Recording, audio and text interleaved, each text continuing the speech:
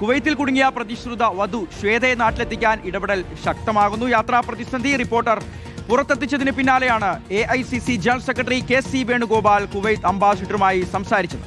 എംപിമാരായ John Brittas, PP Suneer എന്നിവരും Kuwait അംബാസിഡർക്ക് കത്ത് നൽകിയിട്ടുണ്ട്. ശനിയാഴ്ചയാണ് ശ്വേതയുടെ കല്യാണം തീരുമാനിച്ചിരിക്കുന്നത്. റോഷിപാൽ വിവരങ്ങളുമായി നമുക്കൊപ്പം ചേരുകയാണ്. റോഷിപാൽ, വിരലിലെണ്ണാവുന്ന ദിവസം മാത്രമേ ഇനി ആ വിവാഹത്തിന് ബാക്കിയുള്ളൂ. ജീവനക്കാരിയോടുള്ള ഒരു വളരെ ക്രൂരമായ ഒരു സമീപനമാണ് ഈ കുവൈറ്റ് എയർലൈൻസിന്റെ ഭാഗത്തു നിന്നുണ്ടായത്. ഇടപെടൽ ശക്തമാണ് ശ്വേതയെ നാട്ടിലെത്താൻ കഴിയുമെന്നുള്ള പ്രതീക്ഷ നമുക്കും പുലർത്താം, അല്ലേ? തീർച്ചയായും അങ്ങനെയുള്ള ഇടപെടൽ ഇതിനോടകം തന്നെ നടന്നു കഴിഞ്ഞു. റിപ്പോർട്ടർ ഈ വാർത്ത പുറത്തുവിട്ടതിന് തൊട്ടു പിന്നാലെ തന്നെ 18-ന് വിവാഹം നടക്കേണ്ട ശ്വേതയെ നാട്ടിലെത്തിക്കാനുള്ള ശ്രമം സജീവമാണ്. അത് ആദ്യം AICC ജനറൽ സെക്രട്ടറി KC വേണുഗോപാലാണ് കുവൈറ്റിലെ ഇന്ത്യൻ അംബാസിഡറുമായി ആശയവിനിമയം നടത്തിയത്. പിന്നീട് കത്തും അയച്ചു.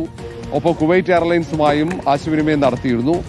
പിന്നീട് ജോൺ ബ്രിട്ടാസ് MPയും PP സുനീർ MP അടക്കം നിരവധി പേർ ഇന്ത്യൻ എംബസിയുമായി ബന്ധപ്പെട്ട് ഈ നടപടിക്രമങ്ങൾ വേഗത്തിൽ പൂർത്തിയാക്കാനുള്ള ശ്രമമാണ്. മുഖ്യമന്ത്രിയുടെ ഓഫീസിൽ മുഖ്യമന്ത്രിയുടെ additional private secretary CM Raveendran നോർക്കയുടെ സഹായത്തോടെ കാര്യങ്ങൾ നീക്കുന്നുണ്ട്. ലോക കേരള സഭാ അംഗങ്ങൾ 2 പേർക്ക് ചുമതല നൽകിയിട്ടുണ്ട്. അവർ എംബസിയുമായും എയർലൈൻസുമായും നിരന്തരം ബന്ധപ്പെടുകയാണ്. ഒരുപക്ഷെ ഇന്ന് വൈകിട്ടോടെ തന്നെ യാത്രയുമായി ബന്ധപ്പെട്ട പ്രതിസന്ധി അവസാനിക്കും.